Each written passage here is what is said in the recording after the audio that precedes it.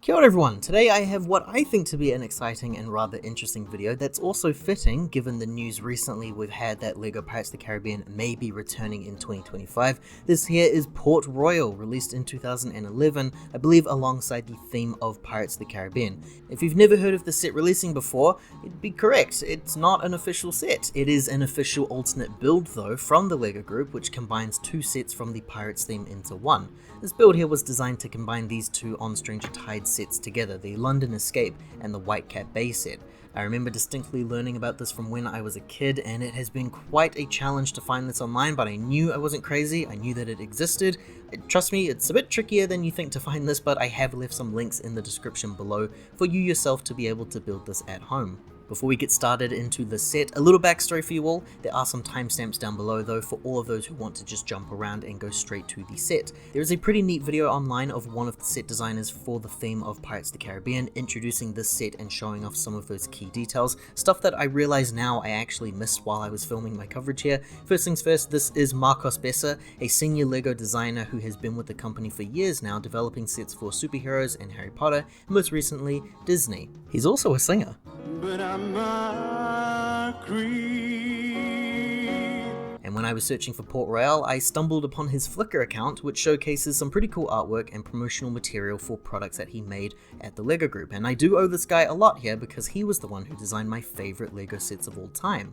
His Port Royal post there is really cool. It gives a very small description on the job brief there, and you can see that this is official because there was artwork designed for this set that matched the same style for the other products on shelves. Bessa states, "This was one of my first tasks at LEGO as a designer. Build an alternative model for the combination of the official Pirates of the Caribbean sets 4193 The London Escape and 4194 Whitecap Bay. Instructions were released online in a video." And what's cool is that Bessa would actually work on Pirates of the Caribbean again in the future with the release of the Silent Mary set in 2017. So when it comes to accessing these instructions, if I recall back far enough, I believe every LEGO Pirates of the Caribbean set released with a poster inside, very similar to the superheroes line featuring comics in their sets. The posters all contained a code on the back which unlocked a special character of Voodoo Jack for the LEGO Pirates of the Caribbean video game. So keeping with this pattern, the On Stranger Tides sets all released with these collector cards, and it was only sets based on that movie that contained these cards. These cards all had some codes on them that could only be used a handful of times, which was crazy to me. I think you had 3 attempts and then that was it. The code was now null and void.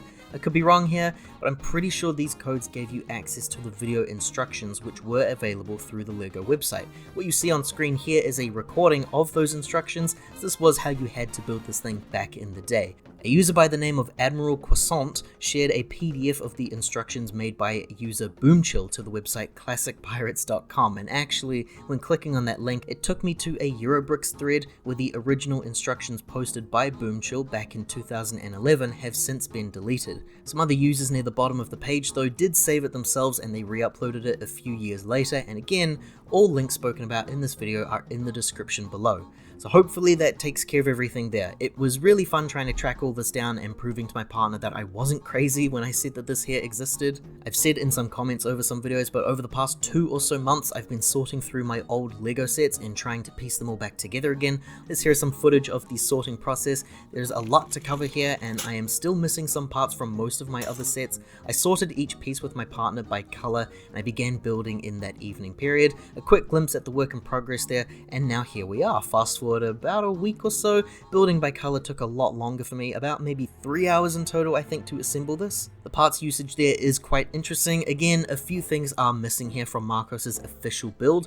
Part of the issue today is the use of the browns, very brittle pieces, and they will break because they are so old and dated. So I was being very careful when assembling this set, which definitely added to the overall time. It was my first time building an alt model before, so I was very surprised and a little disappointed to see how many pieces were still left over. I had wrongly assumed that this build here was going to use just about everything. It doesn't, and since I don't want to have so many parts lying around, it is likely that I'll just take this apart once we're done here and build up the Whitecap Bay and London Escape sets again instead. The build here is split into these quick sections. We have a Wharf-like build, which I'll go over more later, but spoilers, it's definitely my favorite part here of this build. And then we have this section here of some extras, which includes a rock and some boats from the Whitecap Bay set, and what I believe to be Jack's sinking sinking ship. We see the top of the mast there and the very tip of the sail. The bulk of the build there is a building which uses those cobblestone parts from the Whitecap Bay set and some interior design borrowed from the pub build from the London Escape set.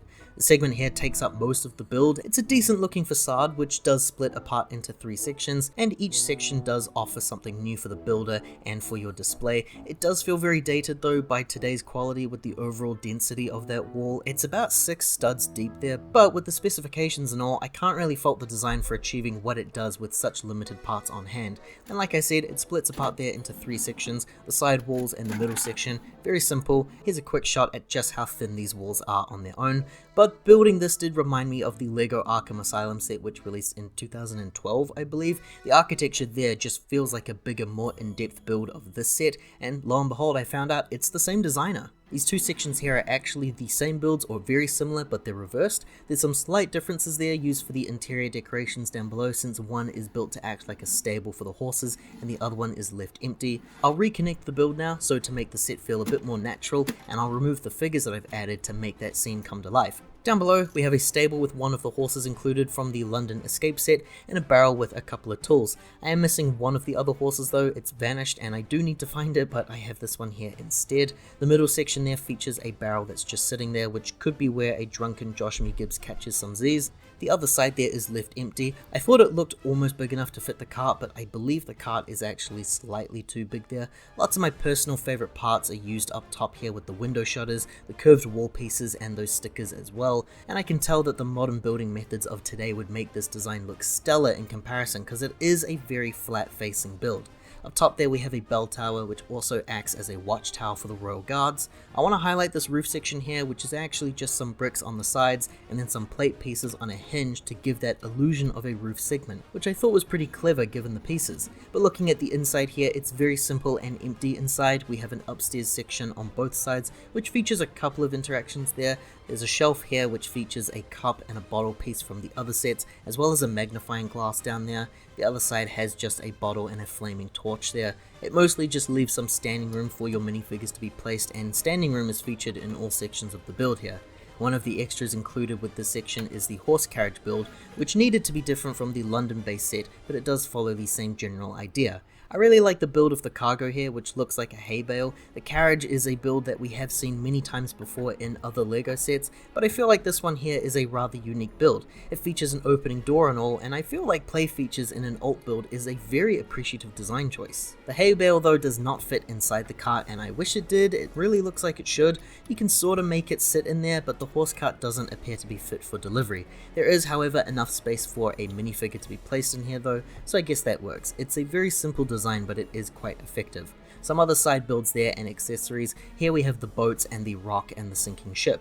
The boats I've not changed from the Whitecap Bay set. I think there might be some slight modifications you do, but I decided to just leave them as is. The rock and sinking ship make for some pretty fun added extras for the world building. The rock uses some nice greys and mossy green pieces. It feels like a very early attempt for what the Avatar line would do 10 years later. The sinking ship works really well for what the set can offer too. It uses these beige-like tiles for the sail and the spinning wheel up top for the mast. It really comes together for me. The set uses the Spider-Man web line there, and it links it through that wheel, a very cool display piece. And then we move on to the docks there, which I really love, but there are some structural issues that I want to cover. You can split these sections away, but the build wants them to be connected for the final product. The final image does look incredible, and I love the design so much that I'm surprised it hasn't really been adopted to be a real release set. Sand down below for some extra ground there, quite a substantial size for this build. There's some sand down below for the extra ground, and it's quite a substantial size for this build, I must say. I am missing the net piece, which I did spot in the set designer video, which is meant to be attached to the cranes there, splitting the build away for some easier filming purposes. These sections here have some pretty loose connections, which can be very hit or miss for me. It makes it easy to film, but very difficult to play with. The underside is very concerning, very custom build ideas here, because the flat parts all needed to be used for the main build, so the ground plate here is non-existent for this segment. A lot of these bricks may come apart if you aren't too careful. And this was also the scariest part to build here, with those brittle brown pieces that will break with age. I was being very careful not to apply the parts with too much force. The back section there has a couple of items of interest, like some barrels for storage, and a sword is placed there too. Like typical pirate or fisherman like builds, the hoarding of items do make for some great details for me. These cranes here add a bit more play features here. There should be a net there, which I forgot to add, and that does make a lot more sense now because that's where you should be storing the cargo that I was trying to put on the horse carriage. The section here then leads to the beachfront, which does have some connection of grey studs. It's not a great connection here though, but I also can't think of a way to possibly make this more stable because this is basically the best that they could do. It is a weak connection, but it's in favor of having that slanted design so that the wharf heads down towards the beach, and I do love that design. There's a hinge piece up top as well to really give it that final design. You connect that chunk to the main base too for your final result. The builds don't actually connect onto one another though, which is typically a personal pet peeve of mine. I like complete builds and I'm not a fan of stuff like this, but these builds feel really substantial enough to me that I actually do like these split segments there. I think there's enough there for each of these to be displayed separately on their own. As for figures, the official build and poster just use the characters from the officially released sets of Whitecap Bay and London Escape. Elizabeth does appear in the official key art there though. I assume that's because the tower is meant to represent when she falls into the water in the first movie, so this here is an amalgamation set because Philip doesn't appear in these movies despite being used here in the artwork.